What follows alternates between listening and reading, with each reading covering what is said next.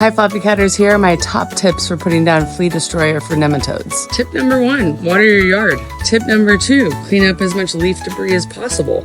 And back to tip number 1, probably clean up the leaf debris before you start watering. Tip number 3, soak the nematodes as long as you can and squeeze the bag out, shake it out as much as you can into the water. Tip number 4 is knot this bag as tight as you can, because the first time that I did this flea destroyer extravaganza, I ended up having to get all the vermiculite that had gotten out of the bag out of the water so that it didn't end up clogging my chameleon sprayer. Tip number 5 is put down your nematodes at dusk or late evening when the sun has gone down, because nematodes don't like ultraviolet light. Tip number 6 is make sure you stir your nematodes every time you put them back into your hose and sprayer. Tip number 7 is make sure you get a hose that does not kink, because if it does and it slows you down, it will irritate the heck out of you.